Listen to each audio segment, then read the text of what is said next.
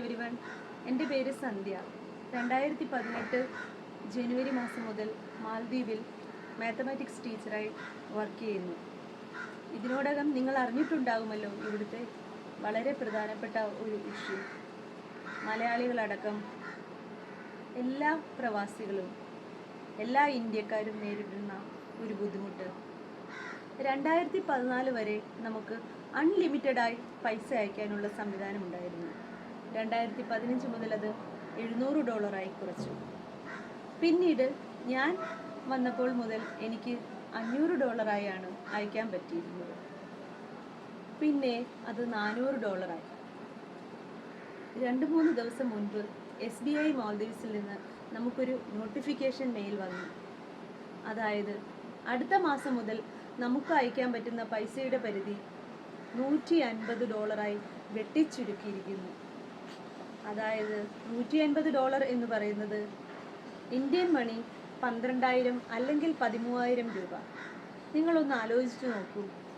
ഒരു രാജ്യത്ത് നിന്ന് വേറൊരു രാജ്യത്തോട്ട് വന്ന് നമ്മൾ നമ്മുടെ ഫാമിലിക്ക് വേണ്ടി കഷ്ടപ്പെടുമ്പോൾ വെറും 12,000 രൂപ മാത്രമാണ് നമുക്ക് ലീഗലായി നാട്ടിലോട്ട് അയക്കാൻ പറ്റുന്നത്.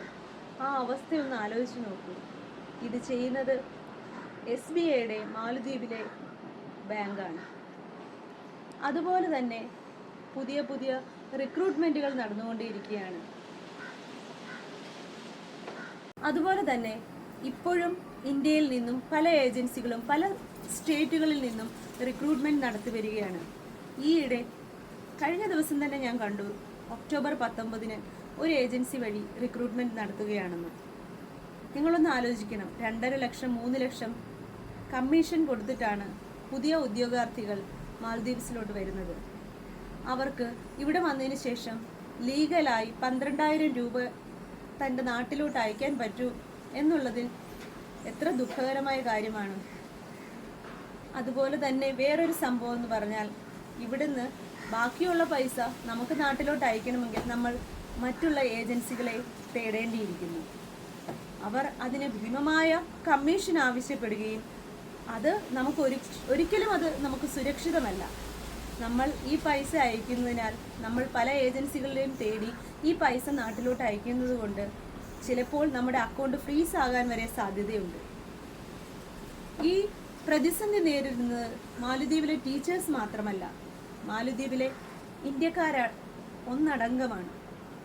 അതായത് ഹോസ്പിറ്റൽ ഫീൽഡിൽ, മെഡിക്കൽ ഫീൽഡിൽ ജോലി ചെയ്യുന്ന നഴ്സുമാർ, ലാബ് അറ്റൻഡർമാർ, ഫാർമസിസ്റ്റ്, അങ്ങനെ പലരും ഇവിടെയുണ്ട്. അതുപോലെ തന്നെ പല കമ്പനികളിൽ വർക്ക് ചെയ്യുന്ന അക്കൗണ്ടൻസ്, പല പോസ്റ്റിൽ വർക്ക് ചെയ്യുന്ന ഇന്ത്യക്കാർ, ഇവരെല്ലാം ഒന്നടങ്കം ഈ വിഷമഘട്ടത്തിലാണ്. അപ്പോൾ ഞങ്ങൾ പലരും പല ഉന്നത ഉദ്യോഗസ്ഥരുമായി ബന്ധപ്പെട്ടിട്ടുണ്ട്. അതുപോലെ തന്നെ ഞങ്ങളുടെ വിഷമം അറിയിച്ചിട്ടുമുണ്ട്. ഞങ്ങൾ പ്രതീക്ഷിക്കുന്നത് ഈ ഒരു അവസ്ഥയിൽ മാറ്റം ഉണ്ടാവും എന്ന് തന്നെയാണ്. ഈ ഒരു ദുരവസ്ഥ വേറൊരു രാജ്യത്തിലും ഇല്ലെന്നിരിക്കെ ഞങ്ങൾ മാത്രം ഇത്രയും നല്ല ക്വാളിഫൈഡ് ആയിട്ട് IGCSE സിലബസ് പഠിപ്പിക്കുന്ന ടീച്ചേഴ്സ്, ഞങ്ങൾക്ക് ഈ ബുദ്ധിമുട്ട് വരിക എന്നത് ഞങ്ങളുടെ ഫാമിലിയെയും ഞങ്ങളെ ഡിപ്പെൻഡ് ചെയ്തിരിക്കുന്ന എല്ലാ ആൾക്കാരെയും ബാധിക്കുന്നതാണ്. ഞങ്ങളുടെ മക്കളുടെ വിദ്യാഭ്യാസം, ലോൺ തിരിച്ചടവുകൾ, മാതാപിതാക്കളുടെ ചികിത്സ, ഇതിനെയെല്ലാം തീർച്ചയായും ബാധിക്കും. അതുകൊണ്ട് ഈ ഒരു സംഭവം, ഈ ഒരു വിഷമഘട്ടം ഉടൻ തന്നെ അതിജീവിക്കണമെന്നും അതിജീവിക്കാൻ ഞങ്ങൾക്ക് അതിയായ ആഗ്രഹമുണ്ടെന്നും അതുപോലെ തന്നെ സർക്കാർ തലത്തിൽ കേന്ദ്ര സർക്കാരും കേരള സർക്കാരും ബാക്കി എല്ലാ സർക്കാരുകളും, ഇന്ത്യൻ സർക്കാർ, പല സംസ്ഥാനങ്ങളിലുള്ള, തമിഴ്നാട്ടിലുള്ള ടീച്ചേഴ്സ്, പല പല വിഭാഗത്തിൽ ജോലി ചെയ്യുന്ന, പല പല സെക്ടറിൽ ജോലി ചെയ്യുന്ന ആൾക്കാർ ഇവിടെയുണ്ട്. അപ്പോൾ എല്ലാവരുടെയും സംയുക്ത സഹകരണത്തോടു കൂടി തന്നെ ഞങ്ങൾക്ക് ഈ പ്രതിസന്ധി തരണം ചെയ്യാനാകുമെന്ന് ഉറച്ചു വിശ്വസിച്ചുകൊണ്ട് പ്രാർത്ഥനയോടെ നിങ്ങളോട് അപേക്ഷിച്ചുകൊണ്ട് സന്ധ്യ.